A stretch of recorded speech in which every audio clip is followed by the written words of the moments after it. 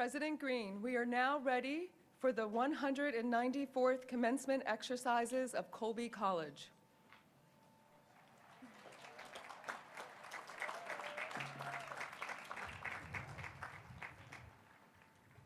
Good morning. What a beautiful day. Welcome to the class of 2015. To the class of 2015.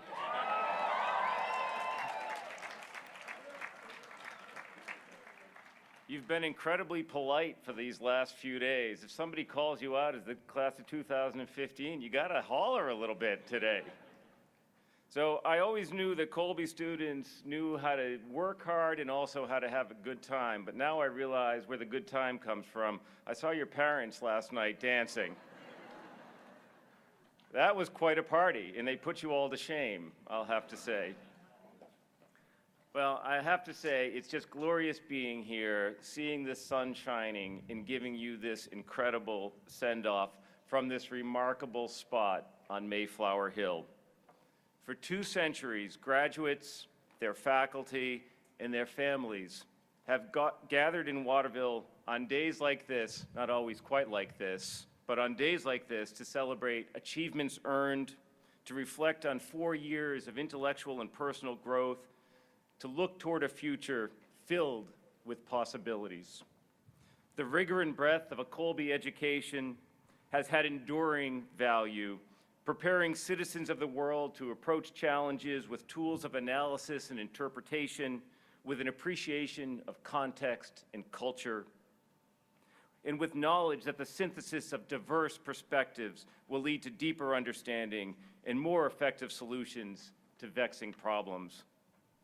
You follow in the footsteps of alumni who have used their Colby educations to live lives of impact and purpose, and I hope you will do the same. And I hope you will recognize that in your times of challenge and in your moments of exhilaration, the human spirit is nourished through collective wisdom, support, and action. We do not walk this world alone, and we do not succeed without the love, guidance, and occasional push from others. I ask those of you graduating today to look around you and to think for a moment about your family, your teachers here and elsewhere, your friends, and the alumni who came before you and supported this college to make it possible for you to attend. They all deserve your lasting gratitude, and I ask you to give them a round of applause.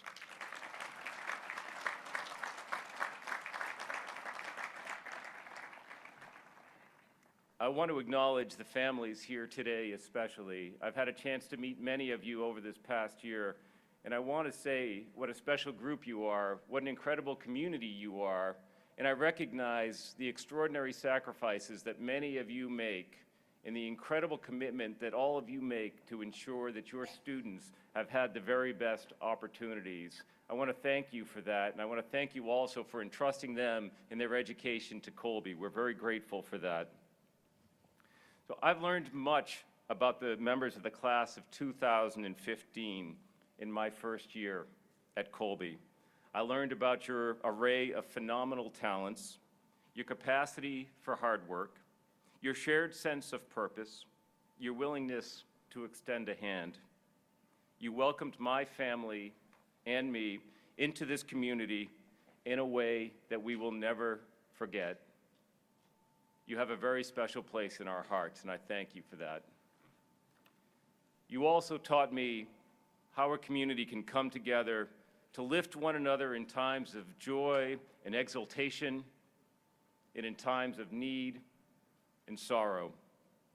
I saw this when celebrating your successes, when you suffered personal losses, and when we all lost Peter Cronkite.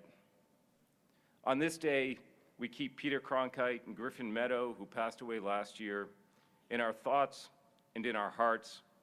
I ask for a moment of silence to remember your classmates, Peter and Griffin.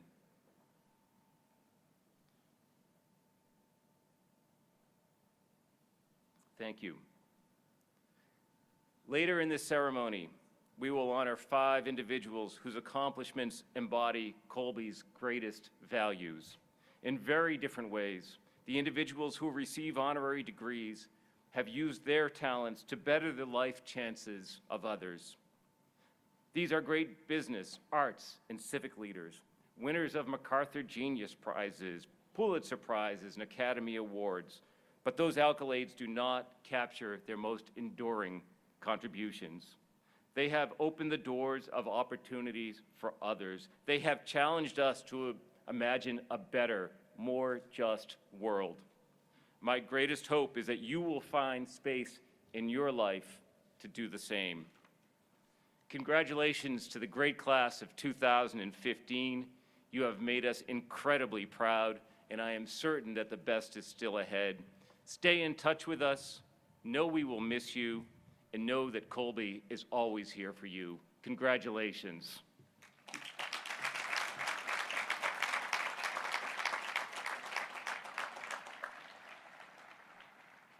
I now have the honor of introducing the senior class co-presidents, Jumana Hoshim and Joseph Whitfield.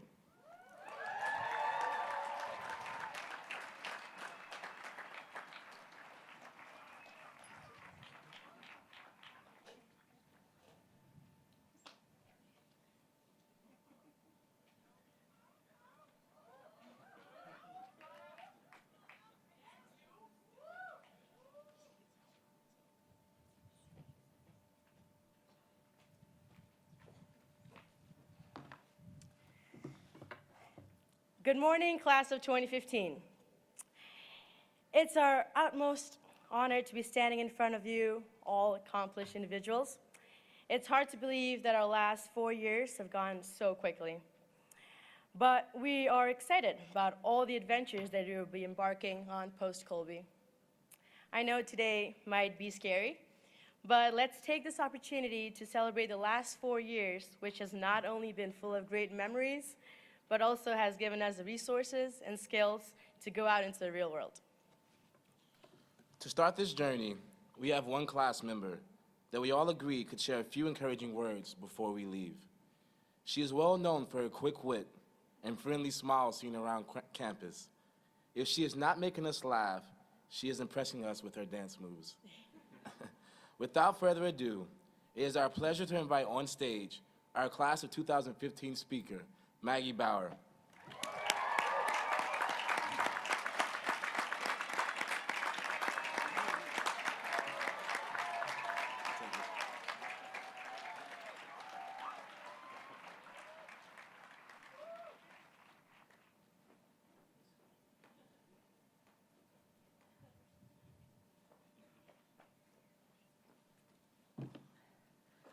Thank you, Jumana. Thank you, Joe. Welcome, everybody. And thank you so much for letting me be up here today addressing you. I couldn't be more honored and touched. As I've said many times over these past few weeks, this is honestly the nicest thing that's ever happened to me. Maybe second only to the time my summer camp counselor told me I was, and I quote, very good at taking orders. Or that time my doctor told me that my ankles are unusually loose. So this is a wonderful, wonderful thing, and I couldn't be more worked up, excited, and totally panicked to be up here. I really want to start with some thank yous. Everyone in the senior class owes everyone here many thank yous. Thanks first, of course, to Mom and Dad for everything.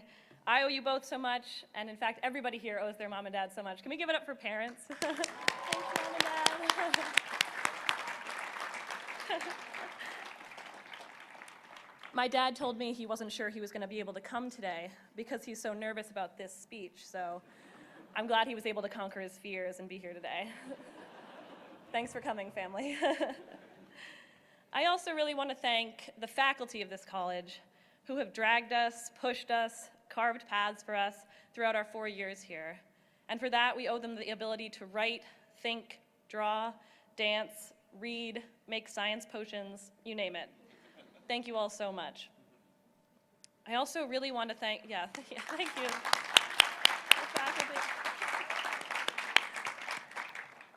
I also really want to thank the staff of this college, PBD, Sodexo, the staff in the Eustis mailroom, and everyone who helps make this place run. We have been unbelievably lucky to live in a place where we don't have to think about the food in our dining halls, the rugs of grass on our lovely lawns, or the vomit on our walls. We're so lucky. I also would really like to say a very special welcome to Mr. Robert Redford, who's here to address us, which is very exciting. I'm glad, yeah. I'm glad the class has chosen us to speak at the same event. It really feels like we're the perfect pairing, as many of our accomplishments align so closely. For example, Mr. Redford has starred in way over 50 feature-length films, and I, as you of course all know, played the title role in The Little Red Hen in the 2nd grade. In addition, Mr. Redford founded the famous Sundance Film Festival and the Sundance Institute, 2 incredible institutions for independent filmmakers. And here at Colby, I'm a founding member of the Cribbage Club, which meets in the pub on Tuesdays and really does amazing work for stretching the weekend from Tuesday all the way to Sunday. Mr. Redford is also widely considered one of the most handsome men in the world, and one time, someone told me I look better in a baseball cap. Also, the other day, a freshman called me ma'am when I was working in the post office. So I'm clearly aging gracefully. So, as I've said, we're clearly well matched to speak to you together today. We're the absolute natural pairing, and we're the best of friends, which is a real perk. But putting my bud Rob aside for a minute, I just want to preface this all by saying that I think the concept of a senior class speaker is a little strange in some ways, because let's be honest, what on earth could I have to say that is in any way wise? I'm sure no one put me up here for my wisdom. So I can only conclude that I've been asked to speak because we want someone to reflect on our collective experience. Of course, that too is absurd, because who am I to reflect on the entire experience of 500 people? It's impossible. So I'm left with basically reflecting on my own experience, which I have to say has been exhilarating, exhausting, informative, and really such a gift. How lucky have I been to be able to walk this campus, live here, learn here, meet people that I've been obsessed with for 4 years, and will continue to be obsessed with for the rest of my life. Some of you don't know this, but I have a group I made on my Facebook called Stalkable, and I put a pretty good number of you on that list. Just FYI, please feel free to approach me following the speech to let me know if you'd like to be added to the list. Unfortunately, I cannot approve anyone's removal. I need you there for my personal use. So with that confession, I want to start by telling you all a story about my very first interaction with Colby. I was maybe 7 years old, and my dad, who's class of 80, had brought my brother, who's class of 2017, and me to a football game. We were walking around the track during the game, and for some reason, my brother had gotten some hard candy from somewhere. And he was notoriously bad with hard candy, and so he, of course, started choking on it. And as I remember it, my brother was suddenly swarmed by all these doctors. And I remember them sticking all these tubes and suction cups in his throat, and none of it was working, and I was thinking, this is terrible. The doctors can't save him. Finally, my dad pulled all the tubes out of his throat and just stuck his finger in there and dug the candy out, and it was all fine. But I was still shocked and in awe that the doctors couldn't save him. And then it was just this year that I had the realization that those doctors, they were just us. They're Colby students who took a class on EMT training and were absolutely doing their best, but ultimately, they didn't really know anything. None of us does. And that really feels like what's happening here at graduation. I'm leaving just when I've figured out that I don't know anything. I've actually never been more aware of how little I know, and that's kind of beautiful. A lot of adults have been saying to me lately, millennials, they just go out in the world and they don't know anything. They're all texting and FaceTiming and taking screenshots of their Bitcoins. And I was thinking about that, and I just want to say to all those Generation Xers, yeah, we don't know anything, and it's awesome. Oh my gosh, how exciting is it that we don't know anything? It's honestly the best possible outcome of this whole graduation thing. We get to go forth knowing absolutely nothing and being totally okay with it. And with that being totally the whole point. We're young and stupid and don't know anything about the real world, and it's gonna be the best. We're gonna figure it out.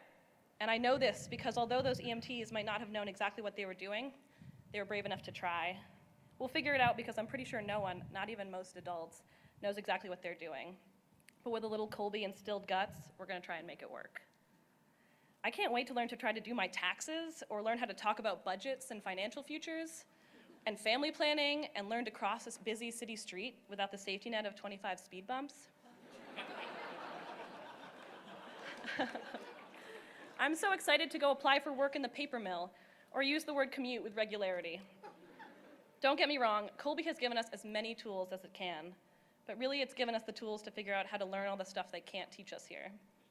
Colby has prepared us to be brave facing these things we don't know, whether it's dislodging hard candy from my brother's throat or learning what a W-2 form is. And that's pretty cool, and I'm very grateful for that. The other thing that's so hard about graduation is that I just realized I really, really like school. And not necessarily in terms of homework and papers, which I can sometimes trick myself into liking too. I just like the aesthetic of school. I like the weird new wood smell on the 3rd floor of Miller Library, and the way that hundreds of us are using 3 floors of a library and no one's doing anything crazy. Honestly, that fact has always blown my mind. When we're all working in the library, there is no adult for miles. There's nobody in charge of us. Why are we not screaming, panicking, throwing things, making out, punching walls, eating noisily, sleeping in study carols? Why? Why not? We're just sitting there diligently learning. No one told us to, and that also is pretty beautiful. I also love the way the grass is laid out like a beautiful carpet for us to use and enjoy. Someone bought grass carpets to make it look like this today. The snow literally just melted less than a month ago, and we have green grass at Colby. It's incredible. I love it. I also love the smell of the Eustis basement, and especially the way the apartment hallways smell like crushed plaster and good times. And I'm also frustrated by graduation, because I feel like I just figured out how to do things here. For example, I just figured out where the athletic center is. I still haven't been, but I just figured out you're supposed to return your items to the outing club. I just learned how to make a PowerPoint presentation. I just learned how to talk my way out of a parking ticket, how to get on the roof of Reynolds. I just learned how to write a sentence, basically. And I'm just standing up here, looking out at all of you, realizing I just feel confident enough right now to approach each of you and say, hey, classmate, let's be friends. I think you're pretty cool. But I guess that's the thing. As soon as you're too comfortable, they make you leave. And that's the way it should be, and that's what's happening here. We've learned a whole lot, and we don't know anything, and that's good, and I'm excited. Thank you, class of 2015. This has been a true honor, and I love you. Thank you.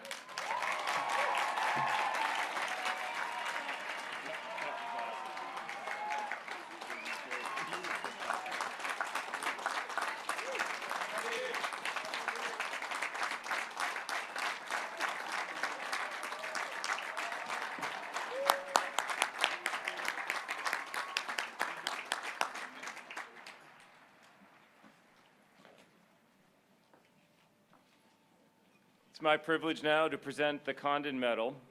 The Condon Medal was established in 1920 through a bequest from Randall J. Condon, a graduate of the class of 1886 and a distinguished educator who was, for many years, superintendent of schools in Cincinnati, Ohio.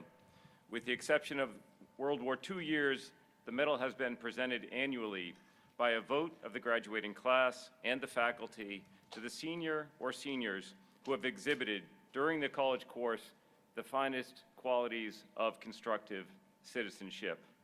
This year's winner for the class of 2015 is the great Justin Deckert.